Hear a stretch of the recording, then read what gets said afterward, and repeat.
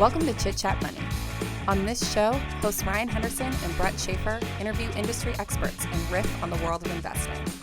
As a quick reminder, Chit Chat Money is a CCM Media Group podcast. Ryan and Brett are not financial advisors. Anything discussed on Chit Chat Money by Ryan or Brett or any other podcast guest is not formal advice or a recommendation. Now please enjoy this episode.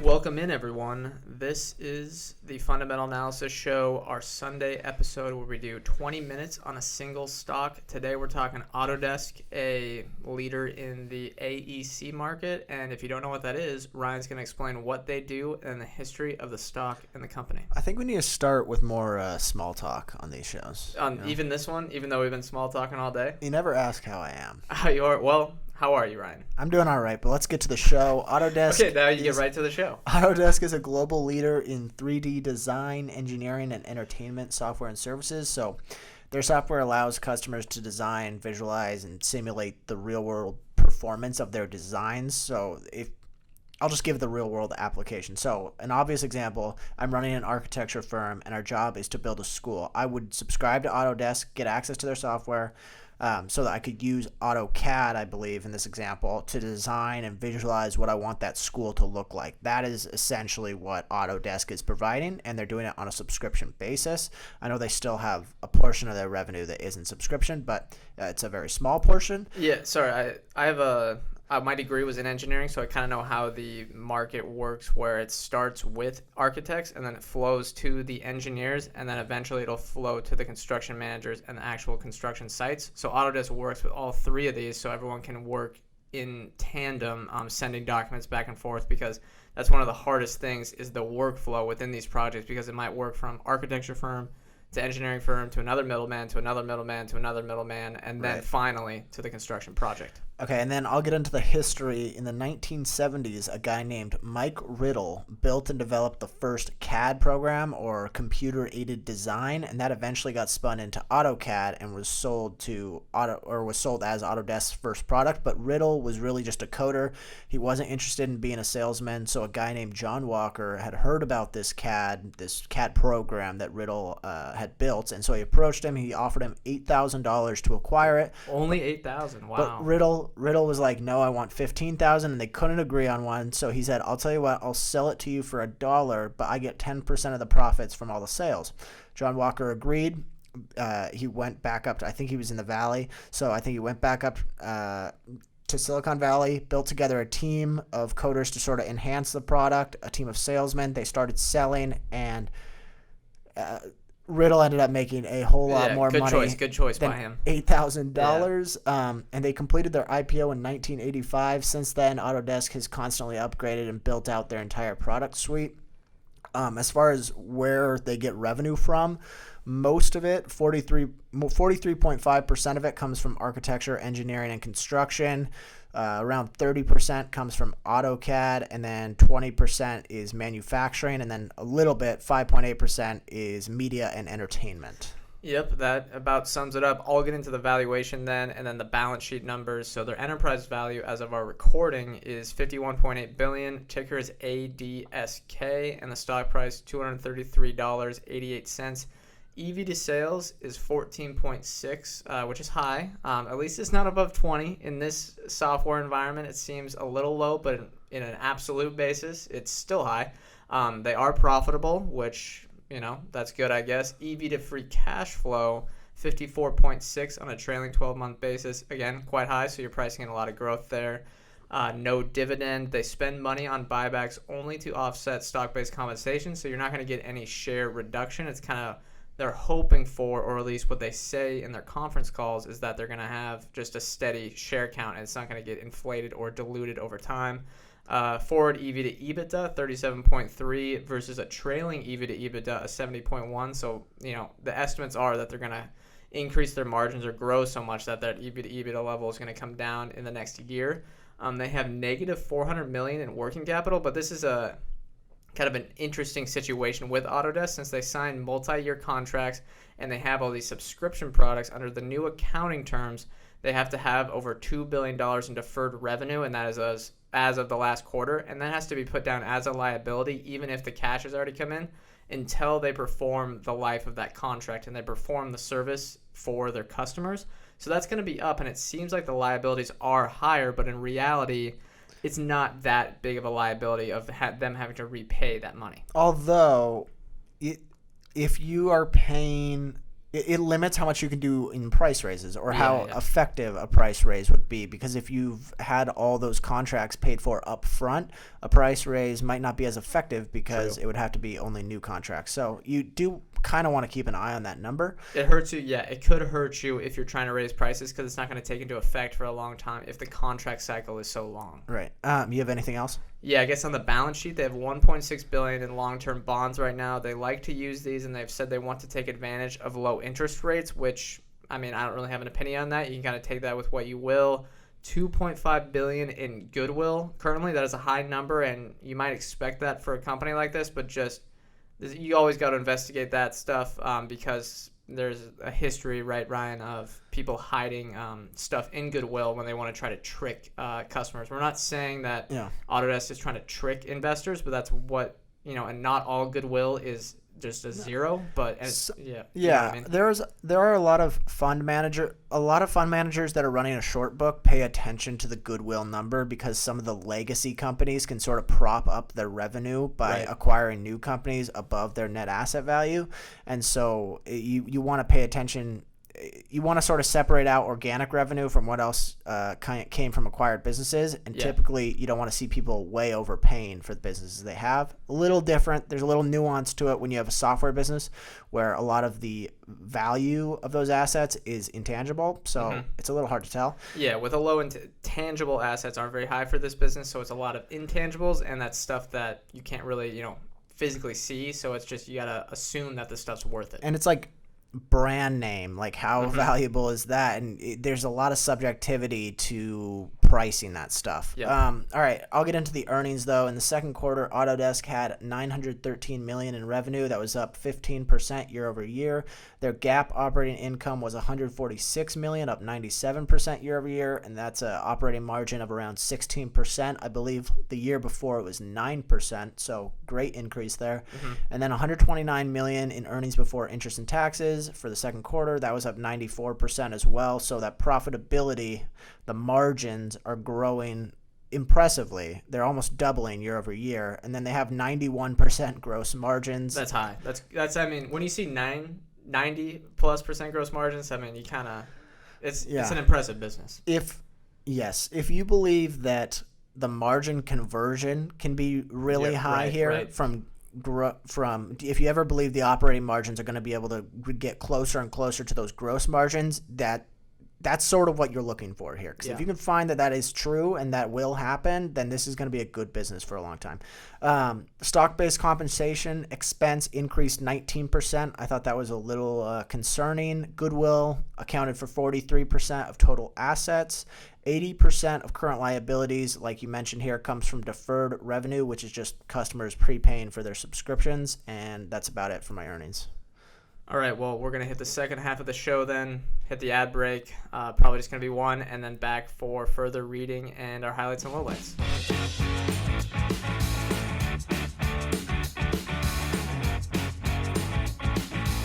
All right, welcome back. We do digging trenches here for the competitive advantage compared to the deep dive. It's a little different. Keep it shorter. What's your rating for them, 0 through 3? It's a 3, probably. I think a lot, and you would probably know better because you have been a customer for this. Yeah, a student customer mainly, but yes. Right, and so it seems like this is pretty ingrained in those industries like architecture, engineering, and construction. I guess Dassault Systems would be their biggest competitor, but that's a little more niche, right? Dassault is more, and I guess this might just be from personal experience, but I think they do focus more on like aerospace and mechanical, although Autodesk has said that they've won some contracts for aerospace. But Autodesk itself focuses on architects, civil engineers, and construction management, which is a big market within itself, but it's just different products. You need different things with those different engineering backgrounds. So yeah, they compete with Dassault. They compete with Procore, which is a smaller company we like a little bit, and they compete with Adobe a little bit, but those don't, they don't overlap too much. Yeah, I'm curious if maybe there could be some sort of disruption from the gaming engines potentially. Maybe, but They're partnering with each other though. Yeah. Remember, so it's like they would want to work together because Unity maybe could do like back end stuff with Autodesk, but Autodesk has that expertise and all that technological development they've built up over decades.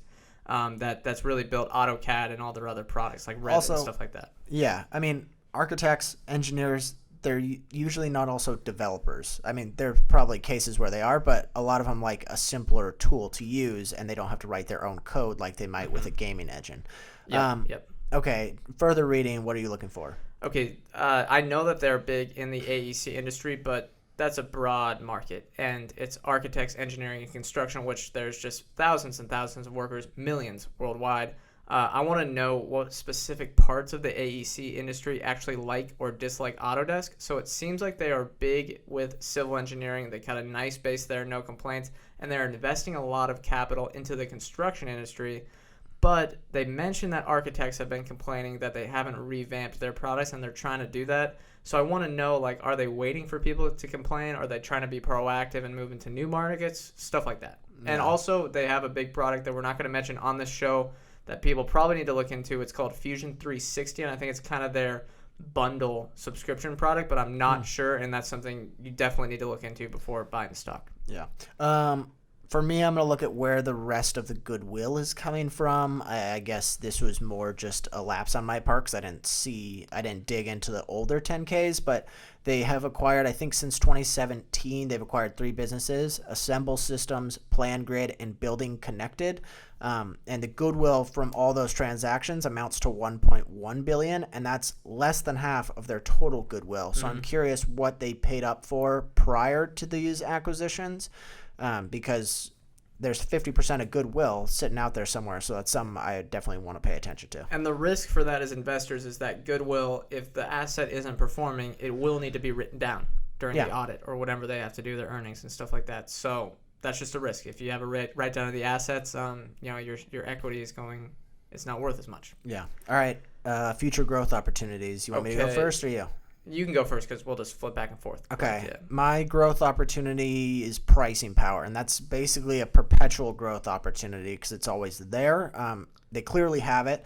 Something that we always like to see is when the software is embedded in the university system, which means... For technical stuff. Sorry. Right. Yeah. So, which means firms tend to keep using, like the firm level, if we're talking about professional, not university, they tend to keep using Autodesk because their incoming employees are recent graduates who have gotten acclimated to this software. And then the universities continue to subscribe because the firms expect them to be acclimated to that software. And so they've basically got a moat in there where, and universities take forever to switch anything. Oh, I went through that process. Those are not switching anytime soon. It's a lock in that it would be extremely hard to change, and it would take a decade or so for them to reverse this moat if someone poured in a ton of capital just to destroy if they just had beef with Autodesk or something. And it's not even like you're talking about engineering, architecture, construction management, those fields all use it, and then interior design uses AutoCAD. Manufacturing as well. Manufacturing is a subset of engineering, but it's large, and they have specific products for that they teach for those specific engineering degrees. There's a lot of fields that are taught in the university system that are forced to use Autodesk. Yeah, Autodesk products. And their competitors like Dassault and Ansys, I think is another one, but still, Autodesk is the biggest player.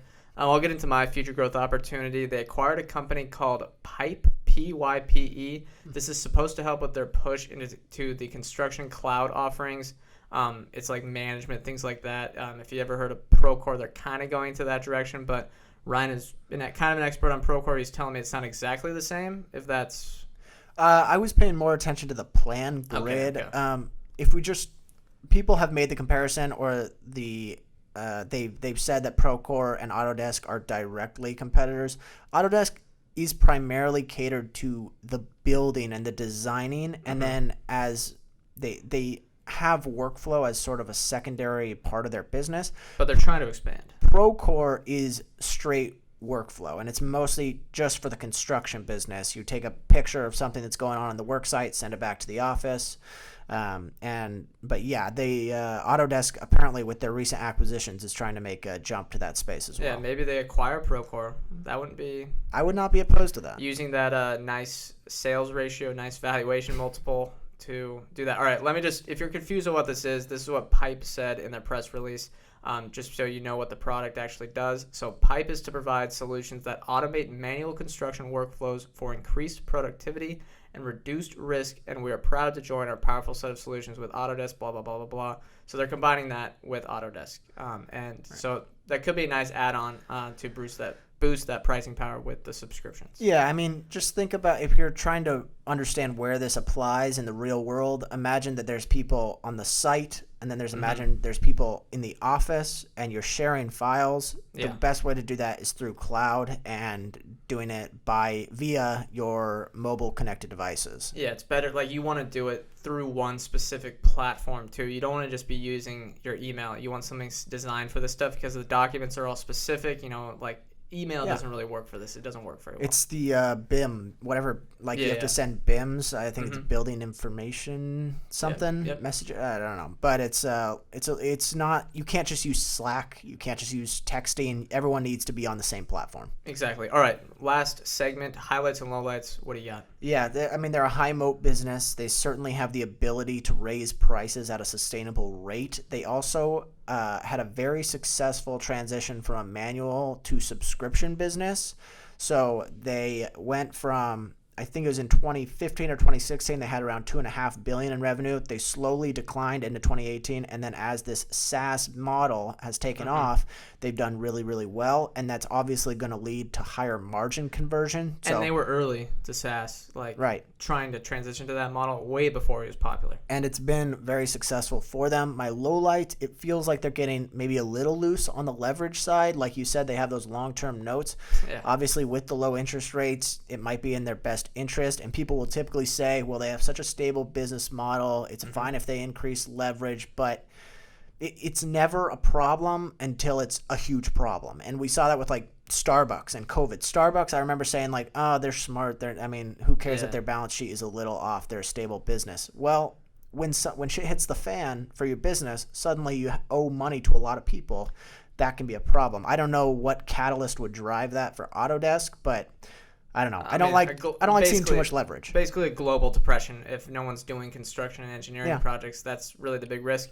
But to note on that, the leverage and the bond payments are basically, they have one more due. I think it's $350 million due before 2025, and the rest of their debt is not due till post 2025. So, they could add more, but it's not a giant concern currently. Okay. What about your highlights? Highlights. I still had, the recurring revenue stuff. They're going all cloud in 2021. They're literally cutting the cord. They're saying, no, we're not doing any of the manual stuff. If you want to switch over, fine. They may lose a little bit of revenue in the short term, but in the long run, it should be better for their business. I love the educational funnel.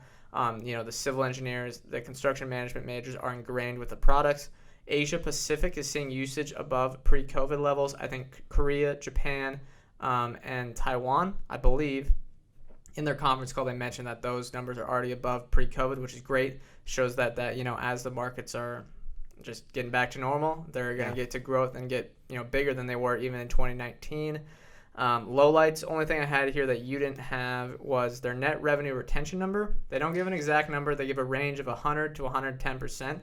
I don't think that's a good sign because they're not giving out a specific number. Also, that's a really wide range. It's a very wide range, so I don't think it's that great. It's like saying revenue increased somewhere between 0 and 10%. So that doesn't help us. Yeah, if they give out a specific number in the future that's like an indicator to me that they're doing better over time. And if it goes above 110%, they'll probably give out a specific number just so they can brag about it. What about this reseller business? Does that go down as a low light for you? I don't think it's a bad low light. They said in the long run they want to have, I think, 30 to 35% in-house sellers, so direct on Autodesk website. So maybe they're trying to slowly transition to more direct to consumer, which in this case is direct to business. B2B.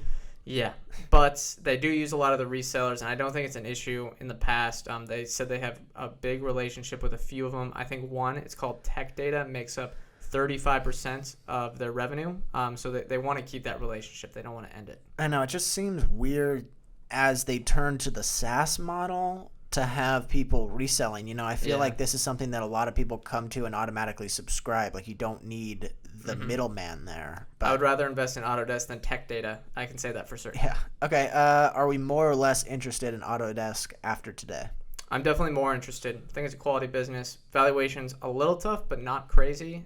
So I haven't researched it enough to know that I would want to buy it yet. But I'm going to definitely do more research. And it seems like a great business. Yeah, I agree. I'm going to do probably some digging into the operating expenses and see what I can find that is maybe stuck, like what's going to scale with the business, what won't, what's sort of going to diminish its scale, because if there's a lot in there that goes away as they scale, that's going to lead to high margin conversion. It's going to be a much better business in the future. I mean, with those gross margins, if they can convert to the whatever cash flow margin, it could be 40% if they're good at it. But if they're hiding a lot of that cost of revenue in the operating expenses, it means that sales multiple that they're trading at currently might not be as justifiable. Yeah. All right. We good? Yep. Cool. That's going to do it for this episode. Remember, as always, email us show suggestions at chitchatmoney@gmail. chitchatmoneypodcast. chitchatmoneypodcast@gmail.com, and just tweet at us at chitchatmoney for any show suggestions or critiques. We do get critiques. We get the YouTube comments. We've been getting some hate. Yeah, and all YouTube comments are ridiculous. But remember, we are not financial advisors. Anything we say on this episode is not formal advice or recommendation. Thank you all for listening. We'll see you on our next episode.